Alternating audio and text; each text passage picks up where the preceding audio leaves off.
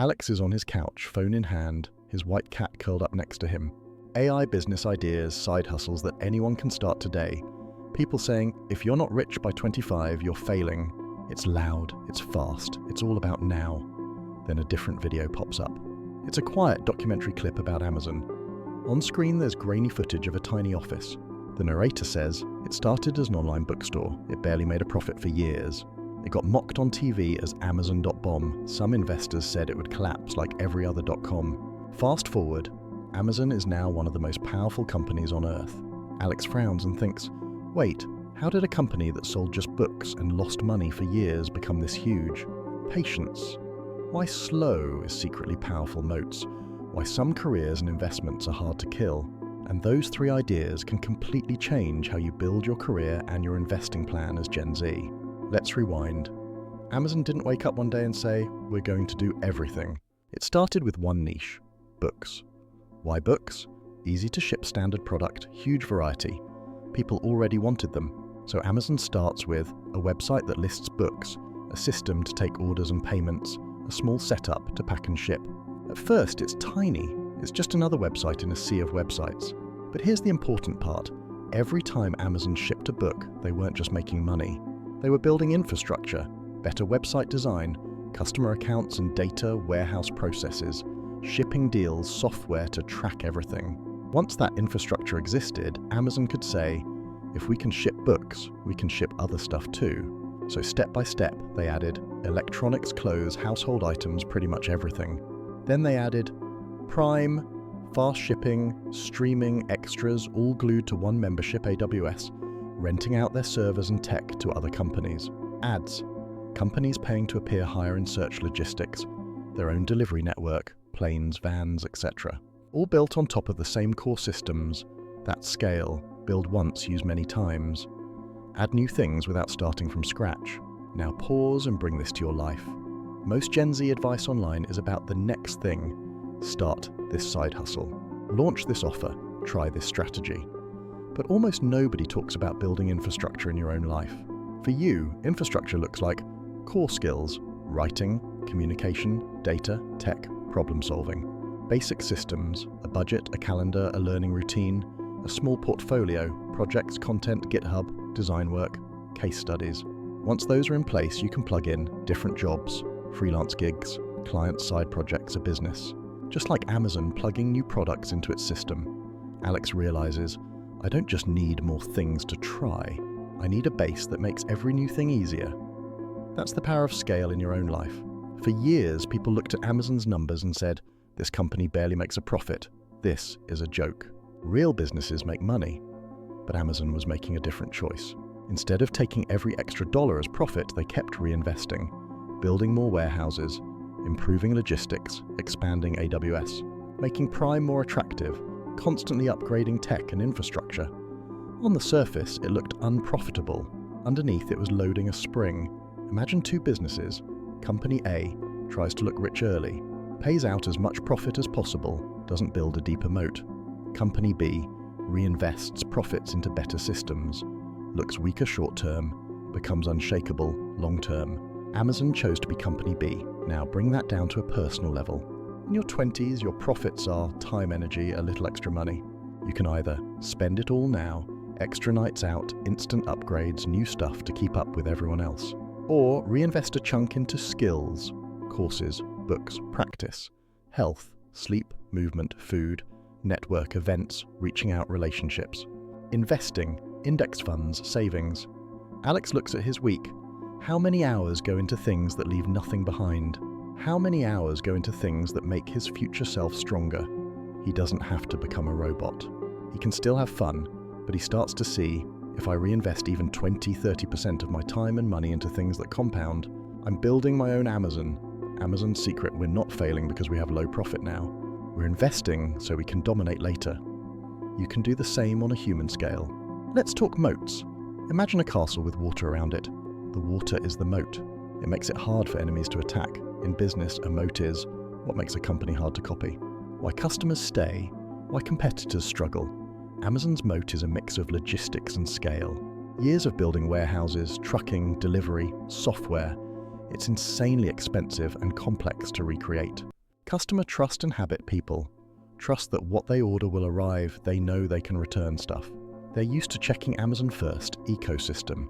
Millions of sellers, millions of buyers, AWS hosting companies, ads, Prime, streaming, devices. Everything reinforcing everything else. The more people use Amazon, the stronger its moat gets. Now ask, what does this have to do with me? Everything. You are not a company, but you do have skills, reputation, relationships, projects. Your personal moat is what makes you harder to replace at work, more in demand by clients, more valuable over time. For Gen Z, a moat might be a skill stack that's rare. E.G. AI tools with clear writing plus knowledge of a specific industry. A reputation for being reliable, easy to work with. Someone who solves problems, not creates them. A portfolio that proves you can deliver a network of people who would vouch for you. Alex starts thinking, am I just another generic worker, or am I slowly building a moat? You don't build a moat in a week. Amazon didn't either. But if you never think about it, you'll always be easy to swap out for someone cheaper or faster. So, what would an Amazon career strategy look like for someone like Alex? 1. Start narrow, think long. Amazon started with books. Your first job internship freelance gig might not be glamorous. That's okay. The question is not, does this impress strangers right now? It's, am I learning things I can reuse across many future roles? 2. Build systems, not just effort. Amazon didn't say, let's just work harder packing boxes. They built tracking systems, software, automation, better warehouse layouts. Every improvement made the next order cheaper and easier. Alex mirrors that. Creates templates for emails, reports, or code. Keeps notes of what he learns so he doesn't relearn it. Sets routines for when he works, learns, and rests. He's not just grinding harder, he's making the grind smarter. 3. Get close to big waves. Amazon grew by riding big trends, people shopping online, companies moving to cloud, faster delivery becoming normal. Gen Z can ask, which waves are rising now? AI and automation, remote and hybrid work. Creator economy and digital products. Health, sustainability, mental fitness. You don't have to invent the wave. You can simply choose to stand where the water is rising. Alex doesn't know exactly what job he'll have in 10 years, but he knows, if I get good with tech, AI tools, communication, and understanding how value is created, I'll be standing near the waves. Investing, takeaway number 1. You don't need to find the next Amazon. Most normal people who got rich with Amazon either held the stock for a long time or owned index funds that included Amazon inside them. You don't have to be a genius stock picker. Investing, takeaway number 2. Own the whole field, not just one player. Index funds and broad ETFs let you own tiny slices of many big companies, including those with huge moats, Amazon, Apple, Microsoft, etc. Instead of asking which company will win, you ask, how can I own a piece of all the winners? Investing, takeaway number 3, if you pick individual stocks, use Amazon logic. If Alex decides to buy a single stock, he doesn't just look at hype, recent chart, what his friend said. He asks, does this company reinvest smartly? Do they have a moat?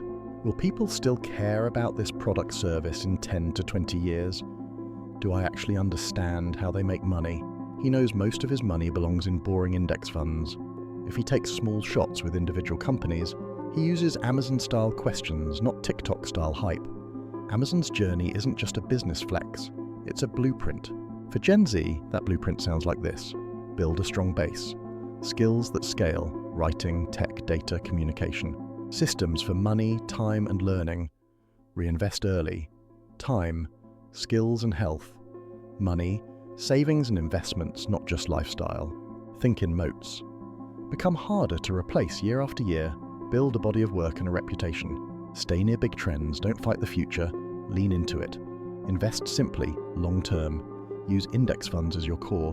Be patient, like someone who understands compounding. Alex puts his phone down. His life doesn't look like much yet.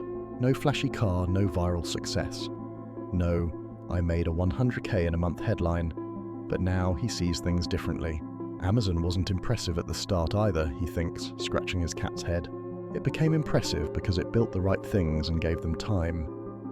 You don't need to be Amazon, but you can. Reinvest like Amazon. Think in moats like Amazon, and let time and compounding do what they did for Amazon. Which Amazon lesson do you want to apply first? Reinvest more into your skills, build better systems in your life.